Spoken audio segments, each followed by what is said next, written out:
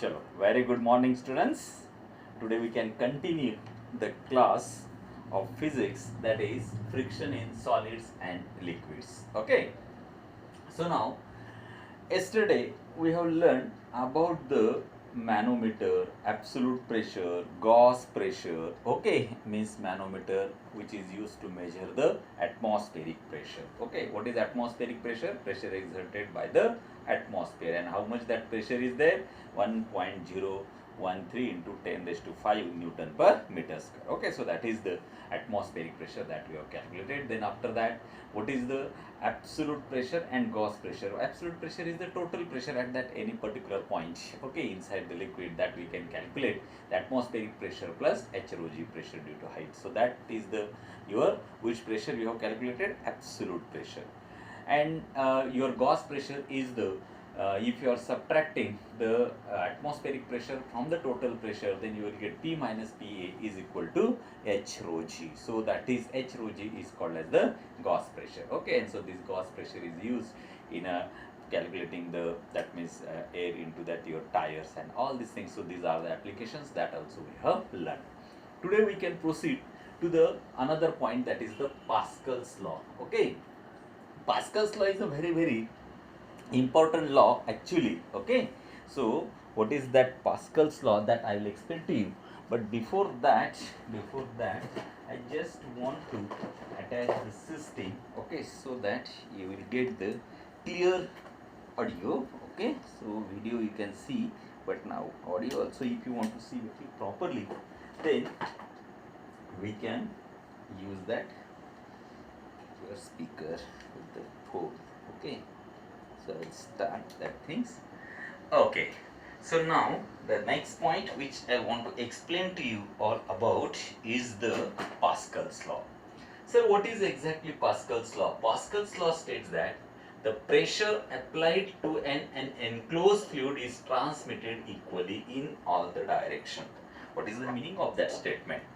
That Pascal's law is telling the pressure applied to an enclosed liquid. If suppose you are taking a container, and into that container if you are taking some fluid or some liquid, okay, then now if you are applying the pressure to that fluid, then that pressure is transmitted equally in all the directions. So that is the your actually Pascal's law. Once you got the idea about the Pascal's law, so there are the different applications are there of the Pascal's law, particularly 3 applications which we want to learn in this standard. So which are that application? First application we want to learn, that means Pascal's law is used in hydraulic lift. Okay, what is that first application? It is used in hydraulic, HYDRA, hydraulic, hydraulic, okay, DRAULIC,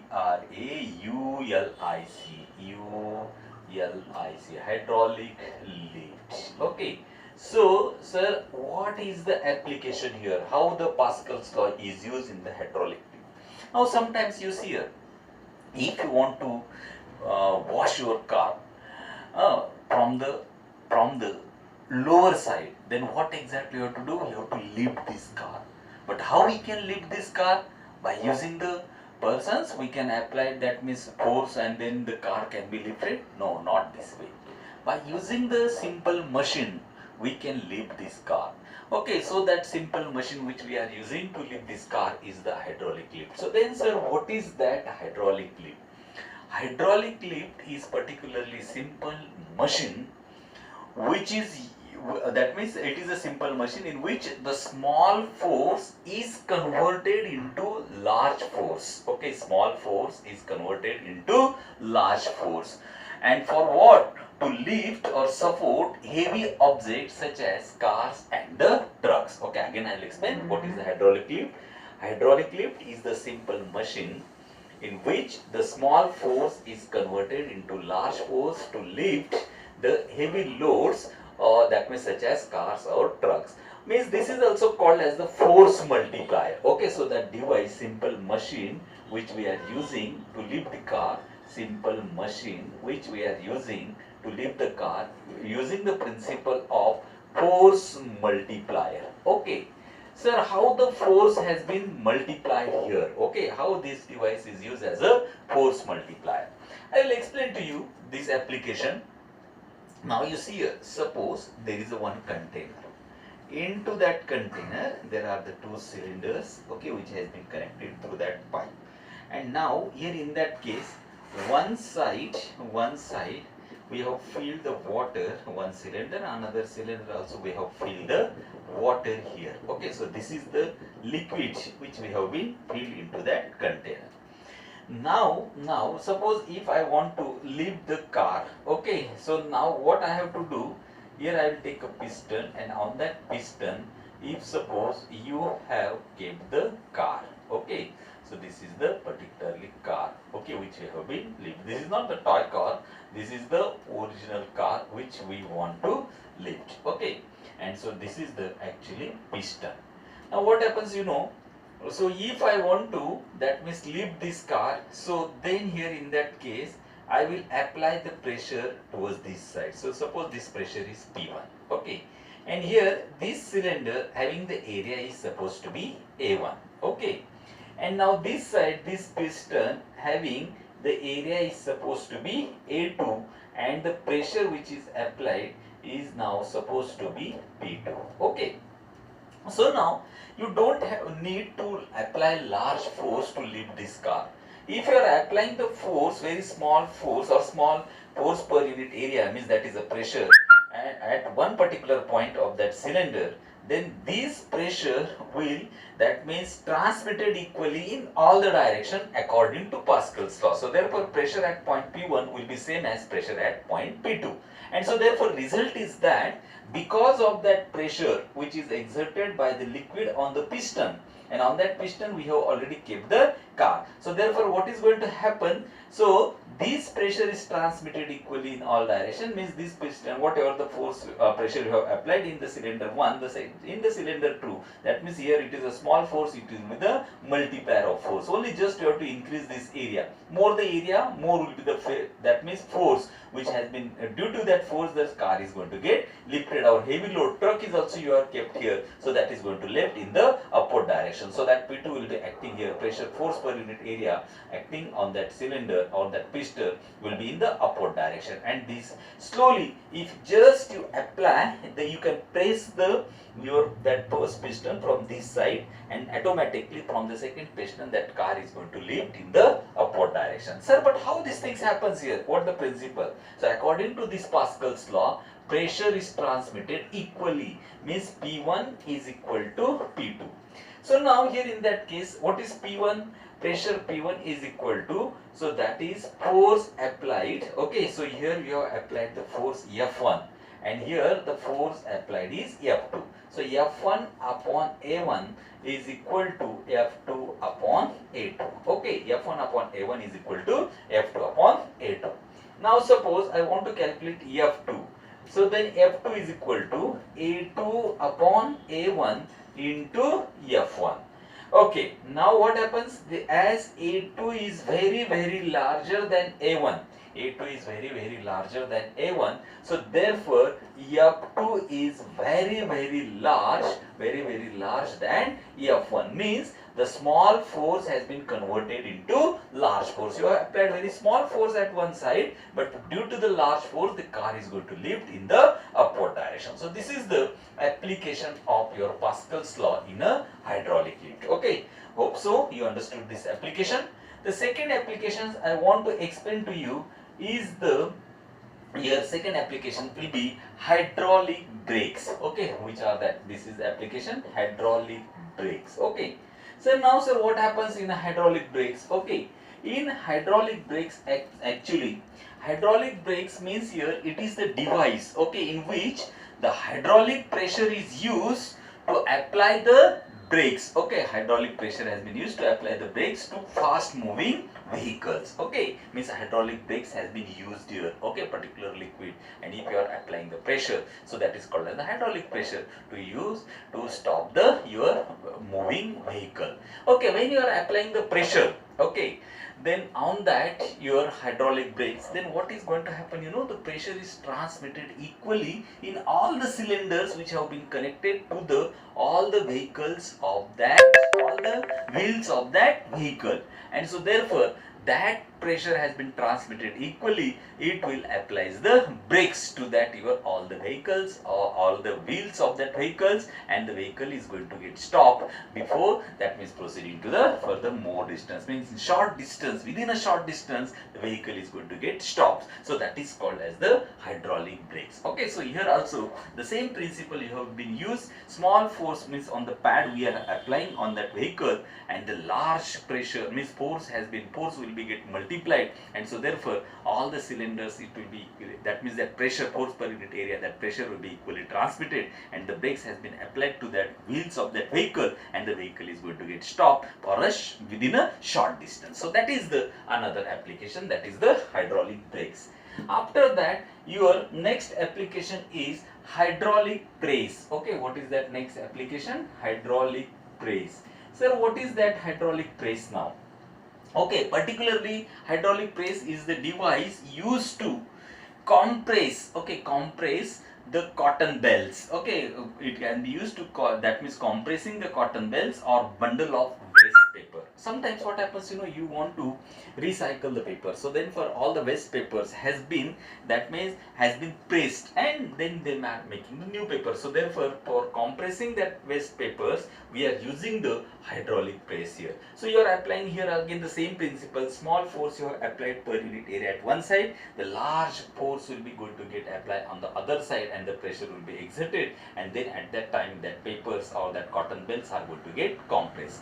Not only that, so this can be also used, that hydraulic press can be also used to extract the oil. Okay, to extract the oil from the oil seeds. Okay, from the oil seeds. So this is also one of the application. Means suppose if you want to take the oil from the groundnut, okay, so then at that time, so groundnuts has been kept into that your machine, and it has been pressed on both the side. This force multiplier is going to on, that means from one side to another side. Okay, and so therefore these groundnuts are going to get compressed, or all the seeds, oil seeds are going to get compressed, and you are getting the oil. So extracting the oil from the oil seeds, we are using the your hydraulic press. Okay, moreover, that means it is not that only, the if you want to give the shape to that metal sheet, so you are compressing that metal sheet into that device. Okay, so we can also say that,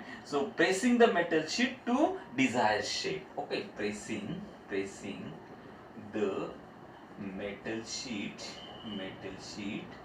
for desired shape. Okay, means if you want to take the different shapes, so then at that time we can use the hydraulic press. So in all that applications you are using the this force multiplier principle. On one side you can apply small force, other side the force is going to get, that means multiply. So that is the applications of Pascal's law. Okay, so again I will repeat, what is the Pascal's law? Pascal's law is telling the pressure applied to an enclosed fluid is transmitted equally in all the directions, so therefore it can be used in hydraulic brakes, hydraulic your press, and hydraulic lift. Okay, so these are the three main applications that we have learned. Once you got that all these three applications, then we are coming to the point effect of gravity on the pressure of liquid. Okay, what is the next application? Pressure of gravity. Okay, so the next point which we want to discuss is the effect of gravity.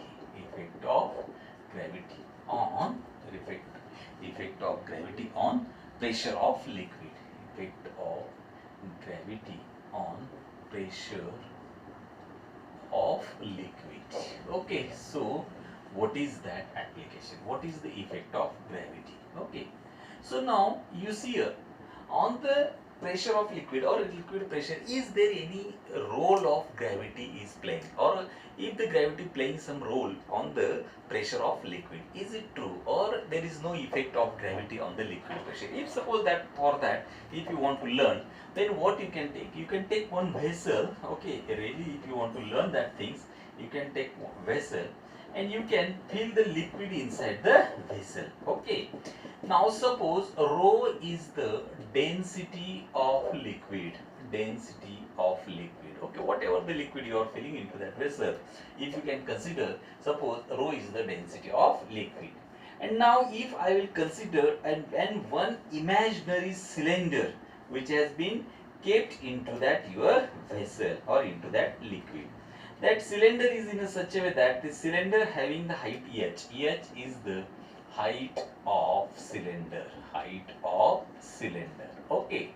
And now if suppose rho is the density, h is the height, and at the topmost surface, so if A and the bottom surface is also A is the area of that cylinder. Okay, A is the area of that cylinder. So that which we can consider. Okay, so now if the A is the area of cross section of that cylinder, and suppose at this particular point P1 there is a pressure has been exerted by the liquid in the downward direction. Okay, and suppose here inside that cylinder there is a liquid which has been filled having the weight is mg, and mg is also acting vertically downward direction. Means P1 is the pressure in downward direction. Then now weight of the liquid, weight, that is the mg, which is also acting in the downward direction. Then now P2 is the pressure. Okay, P2 is the pressure, that means which is exerted on the liquid, pressure exerted on the liquid in the upward direction, pressure in upward direction. Okay, pressure is in upward direction. Again I have to repeat what I have considered. Suppose consider there is one vessel which consists of the liquid having the density supposed to be rho, and if you can take inside that liquid there is a one cylinder having the height is supposed to be h. The liquid which has been filled into that cylinder is mg, that is the weight of the liquid inside the cylinder which is acting vertically downward direction.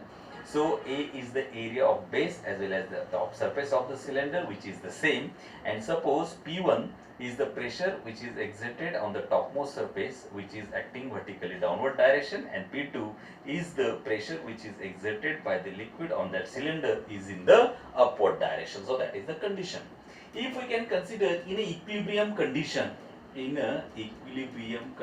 means suppose that your cylinder is in equilibrium condition, then what is going to happen?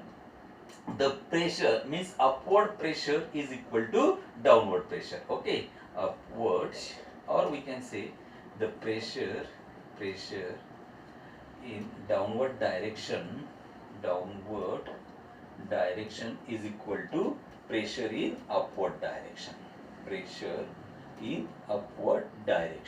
Okay, so therefore that your cylinder will be remains in equilibrium condition. Pressure in upward direction will be same as pressure is in the downward direction. So that will be the total upward forces must be equal to the total downward force. Okay, so that you have to remember here in that condition. Okay, so now, so sir, what will be the, that means your pressure is here force per unit area. Okay, so now here pressure in the downward direction will be P1 plus weight which is weight of the liquid which is acting downward direction is equal to that pressure P2 which is acting vertically upward direction.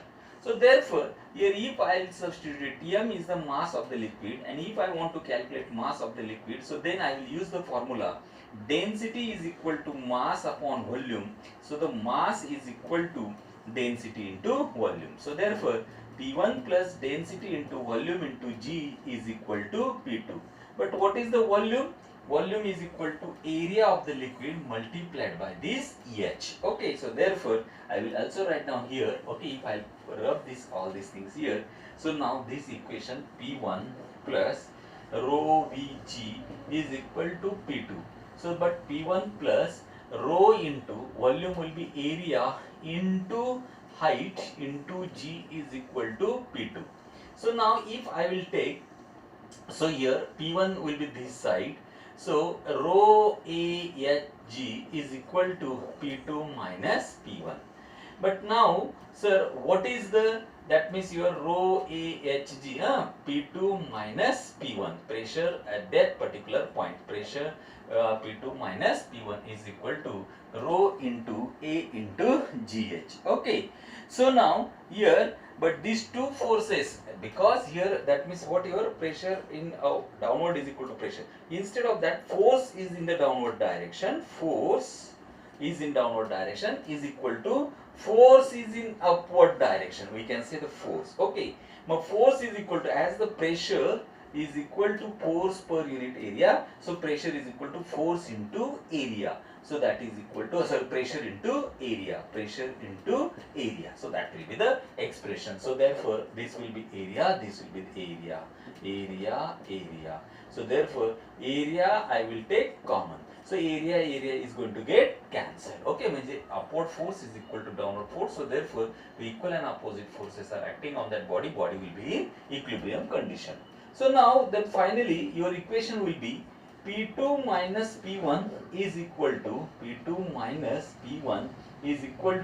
rho into H into G, So that will be the condition for the pressure difference at upper point minus lower point, or lower point minus upper point. Okay. Now if suppose you can consider, if suppose there is no effect of G, if G is equal to 0, then what will be the condition? P2 is equal to P1, means pressure on both sides at any point on the liquid will be same. But here the gravity is 0? No, as gravity is not 0, so therefore there is a effect of pressure, as gravity is not 0, so therefore effect of gravity is going on, effect of gravity is on liquid pressure, okay, or pressure of liquid, on pressure of liquid. Okay. And moreover, more is the height of that your cylinder, or more is the height inside the liquid, the pressure exerted will be more. Okay. So that is the relation of that here. Pressure increases with the depth below the liquid surface. Okay. So that you remember, greater the depth, greater is the pressure. Okay. More is the depth, more is the pressure due to liquid. Okay. So that is the, more is the depth, more will be pressure due to that liquid which is exerted. So that will be the effect of gravity, means gravity plays important role, means depending upon the gravity, pressure is going to get changed. Okay, you remember that point. So once you got that effect of gravity, then now next point which we want to learn. Okay, so that you are just in effect of gravity, we have consider the equilibrium of forces. Okay. So now next point is we want to learn streamline and turbulent flow. Streamline flow and turbulent flow. So what is exactly streamline flow? Okay. So now you know, in sometimes river water is going to flow.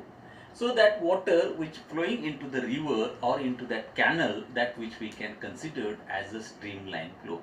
So what is the exactly meaning of that streamline flow?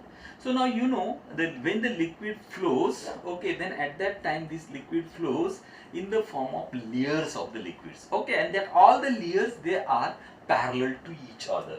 Okay, so see here how, what is the streamline? Suppose this is the layers of the liquid. Okay, we can consider the layers of the liquids are, this is the direction, they are parallel to each other. Okay, they are the layers. So direction of flow of fluid, okay, or flow of liquid. So this is the direction of flow of liquid. So now here in that case, if I will consider this is the direction of flow of liquid, okay, direction of flow of liquid, and now if suppose all the particles inside the liquids, they are moving in the same direction of flow of fluid. So this is the direction of particles, okay. Now sir, what you have observed? So here in that case, this flow is the streamline flow. Means what is exactly streamline flow? The streamline flow is the flow of fluid in which all the particles of the fluid or liquid, they are moving in the same direction of the fluid, though they are in a different layers or in a different layers. Okay, but moving with that velocity which is less than critical velocity. Okay, in streamline flow, the velocity of that particles will be velocity of particles into that flow will be velocity of particles in flow is less than critical velocity, that is called as the streamline flow. So what is the critical velocity? Velocity at which the streamline flow is converted into turbulent flow. Okay, म्हणजे ज्या मिनिटाला स्ट्रीमलाईनचा turbulent मध्ये होतो त्याला critical म्हणतात, आणि जोपर्यंत तो होत नाही मग त्याच्या खाली जेवढे ते velocity of particles in the flow of fluid असेल तिचं लेस असेल तर मुलांनो त्याला म्हणायचं streamline flow. Okay, so therefore we can say that, so that means layers with the velocity less than, okay, critical velocity, so that is called as the streamline flow. Again I will define the flow of fluid liquid in which every particle is moving in the same direction of flow in a different layers with the velocity less than that of the critical velocity. मुलांनो याचं एखादं example मग आपण एखादं टाकून देऊ मुलांनो. The velocity of कोणाची टाकतात किंवा velocity of flow of water in a thin layer of canal. Okay, किंवा the flow of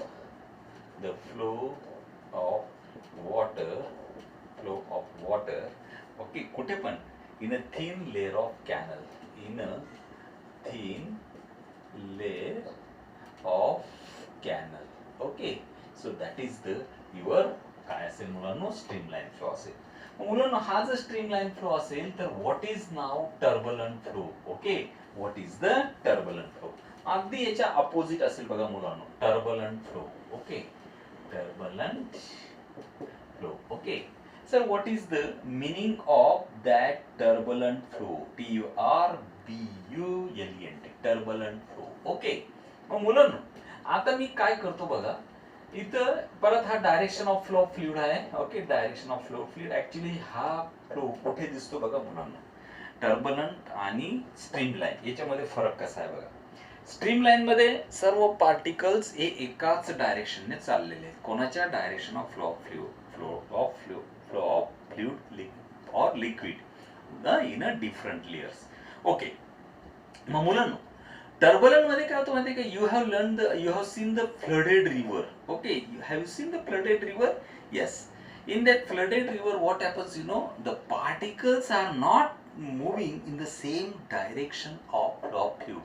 They are moving in any direction, in a different direction. Flow is here, the particles are moving here, there, opposite direction, anyway, because this is the flooded river.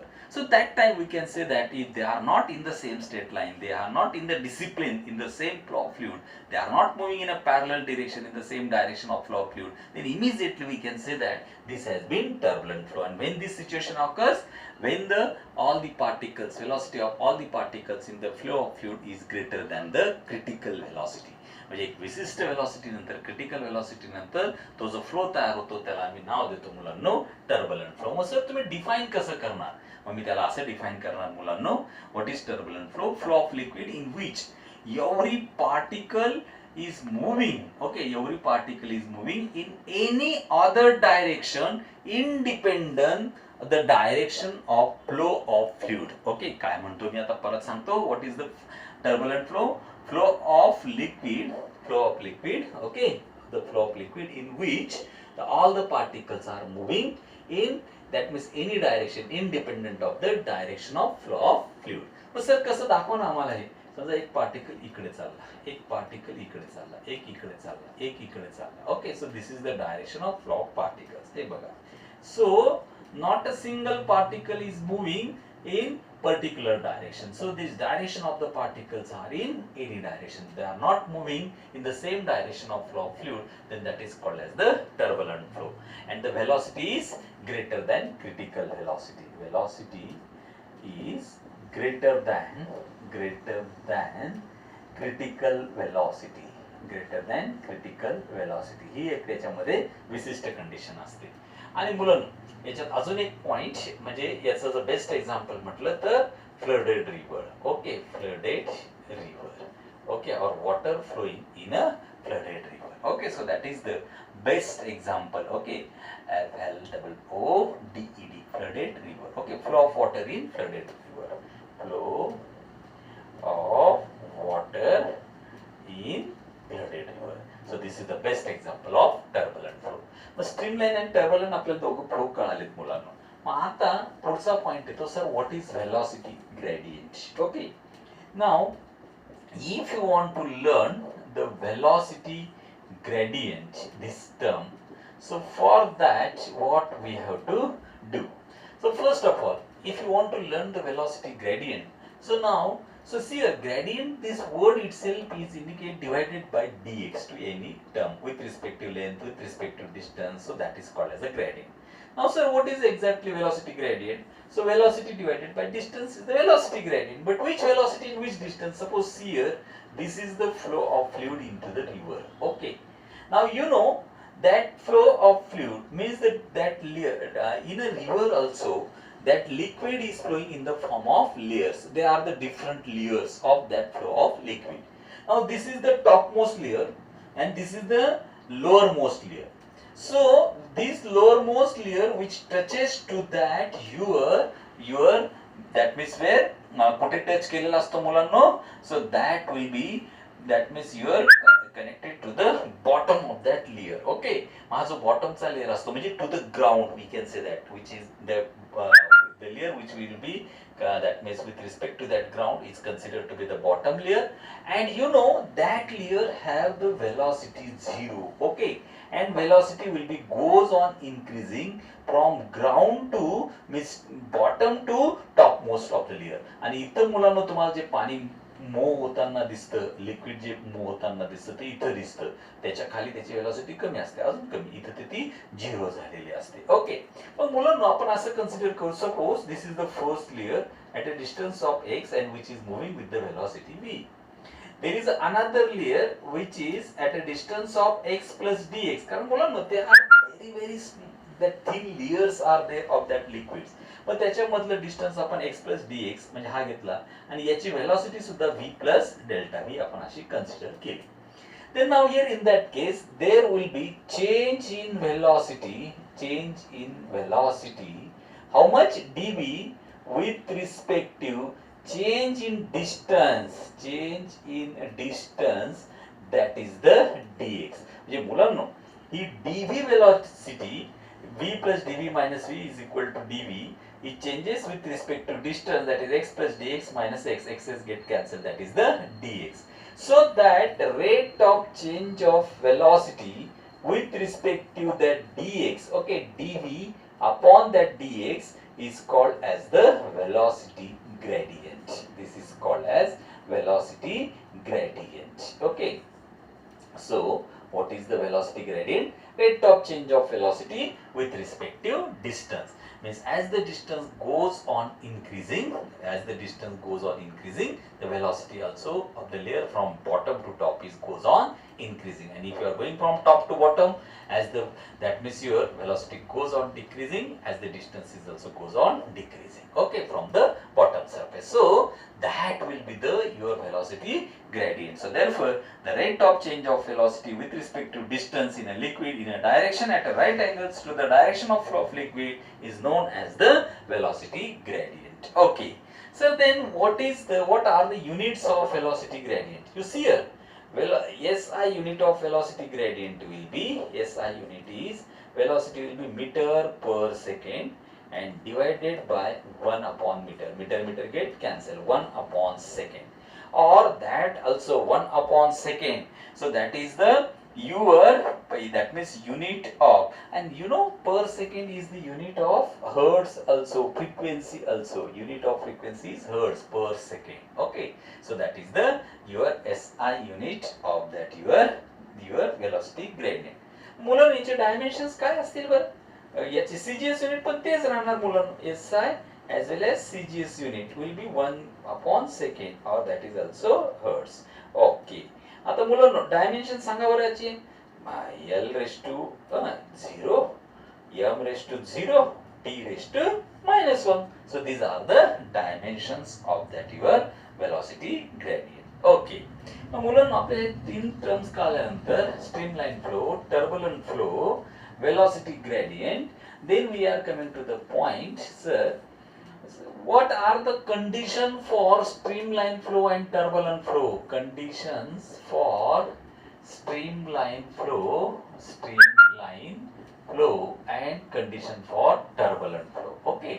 आता मुलांनो जर मला या जे तीन condition आहेत स्ट्रीमलाईनच्या, okay, which are the three conditions? First of all, the tube should be narrow. The tube in which the liquid is flowing, the tube should be narrow. ती कशी असली पाहिजे मुलांनो?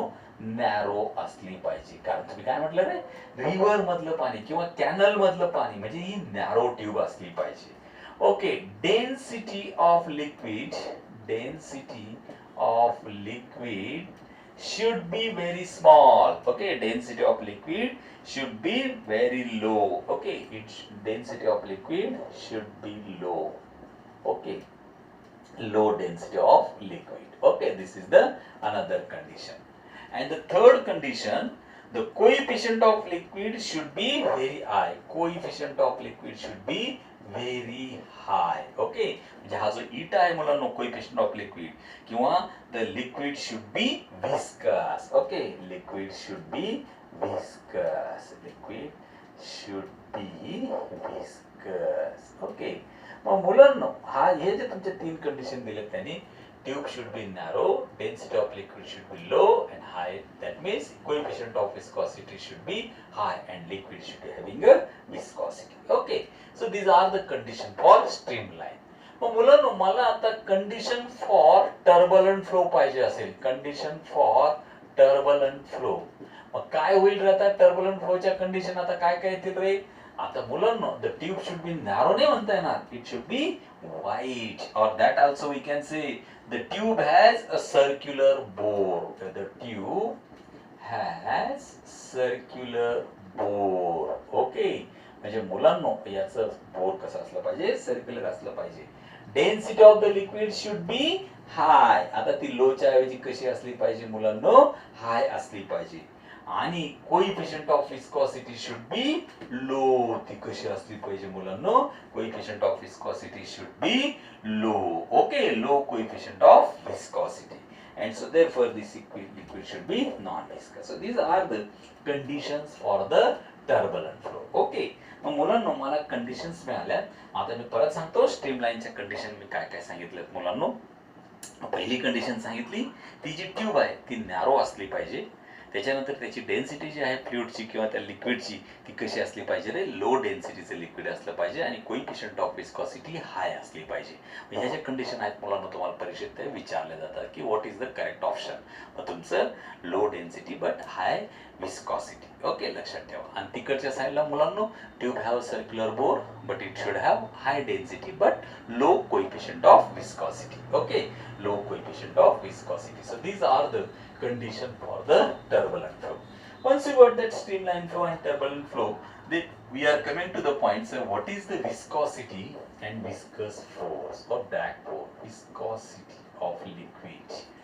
Okay, मुलांनो जसं तिकडे तुम्ही फ्रिक्शनल फोर्स म्हणतात सॉलिड मध्ये. What is the frictional force? The force which opposes the relative motion between the two surfaces which are coming in contact with each other and which acts tangentially, that means on the surface of the, that means your solids. So similarly in viscosity, these terms occurs in a fluid or it comes into the liquid basically. So then what is that viscosity exactly? मी याला असं म्हणेल मुलांनो, viscosity is the property of any fluid. Viscosity is the property of any fluid by virtue of which opposes the relative motion between the two layers. Okay, viscosity is the property of, okay, viscosity is the property of any fluid by virtue which opposes the relative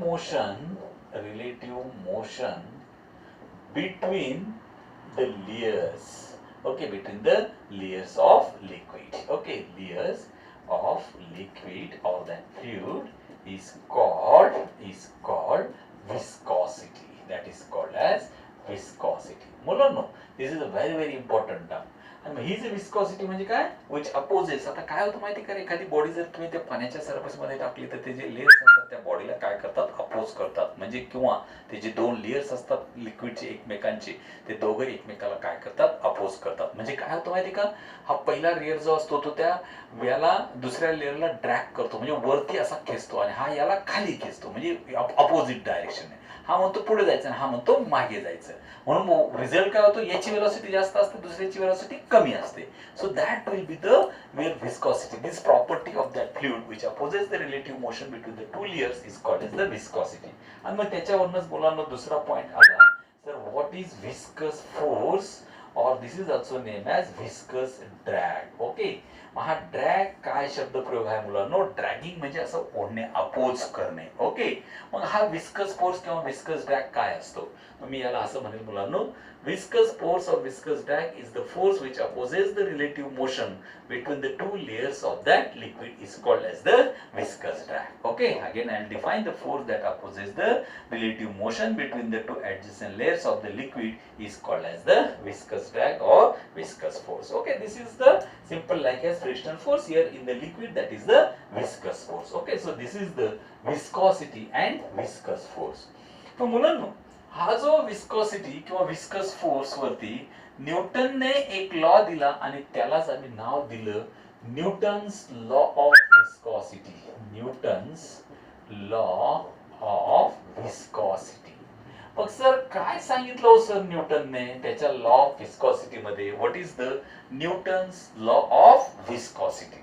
okay, तर मुलांनो पहिली गोष्ट तो म्हणतो की when the liquid flows in a streamline, the viscous force acting on the layer tangential direction and that viscous force is, okay, म्हणजे मुलांना त्याचं म्हणणं आहे की ज्यावेळेस लिक्विड असा फ्लो होत असतो, then now the that means whatever the force which is exerted when the liquid flows in a streamline, viscous force acting on the layer is directly proportional to viscous force is directly proportional to area of the layer. Okay, area of the layer. Okay, where A is the area of layer. Okay, पहिला point मुलांनो, viscous force is directly proportional to area. पहिला. नंतर तो म्हणतो the viscous force which is acting, viscous force is directly proportional to velocity gradient. म्हणजे हा जो dv by dx जो टर्म होता मुलांनो, x plus dx आणि इथला v आणि हा v plus dv, मग हा जो dv by dx ला तो कसा होता, प्रोपोर्शनॅलिटी होता. म्हणून हा जो विस्कस फोर्स आहे is directly proportional to a into dv by dx. Okay, मग मुलांनो ह्या जो विस्कस फोर्स आहे मग त्याचे त्यांनी कोएफिशिएंट ऑफ विस्कॉसिटी म्हणजे कॉन्स्टंट टर्म ऍड केली, F is equal to eta into a into dv by dx. Okay, so that is the Newton's law of viscosity. And from that Newton's law of viscosity, okay, so eta is equal to F is equal to eta into a into dv by dx, where eta is called as the constants of proportionality or coefficient of viscosity. आणि ही जी coefficient of viscosity आहे मुलांनो, that is the coefficient, okay, coefficient of viscosity. Okay, coefficient of viscosity. आणि ही viscosity कोणावर depends करते मुलांनो, nature of liquid. Okay, it depends upon nature of liquid. Okay, just remember that will be the coefficient of viscosity. Mug sir what is the coefficient of viscosity. Okay, मला जर मुलांनो हा coefficient of viscosity जर define करण्याची वेळ आली तर मग मी आता कसं डिफाइन करायला पाहिजे बघा. न्यूटन्स लॉ ऑफ विस्कॉसिटी वरनं मी असं म्हणेल as F is equal to eta into a into dv by dx. So therefore eta is equal to coefficient of viscosity is equal to F upon a into dv by dx. मग याला define करून टाका. So coefficient of viscosity is defined as It is the viscous force acting per unit area per unit its velocity gradient. Okay. If suppose area is equal to 1 and velocity of gradient is also equal to 1, then coefficient of viscosity is equal to viscous force. Eta is equal to F. So that is the relation. Okay. So what are the units and dimensions of coefficient of viscosity? आता मुलांनो SI unit of coefficient of viscosity is Newton. Okay, area meter square, velocity meter per second and into 1 upon meter. Meter get cancelled. Second will goes up.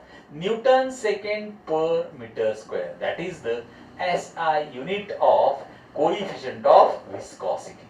Okay, sir, what is the CGS unit? CGS unit of viscosity is dyne second per centimeter square, or this is also called as poise. Okay, मुलांनो याच्यामध्ये एक relation आहे 1 newton second per metre square is equal to 10 dyne second per centimetre square और 10 poised. Okay, त्याला सुद्धा मुलांनो 1 deca poised सुद्धा म्हणतात. 1 deca poise. Okay, is equal to 10 poise. म्हणजे एसआय युनिट मध्ये डेका पॉइस, तर सीजीएस मध्ये पॉइस असं त्याचं युनिट आहे मुलांना. 1 deca poise is equal to 10 times poise. Okay, so that is the relation of coefficient of viscosity. मग मुलांनो आपल्याला हा लॉ झाल्यानंतर मग पुढे आपल्याला बघायचं आहे Stokes law. Okay, equation for terminal velocity, but that equation which we can see later on. What is the Stokes law? What is the, that means your equation of terminal velocity numericals we can see later on next period. Okay, today we'll stop here. Okay, that's all right. Thank you, student. Okay.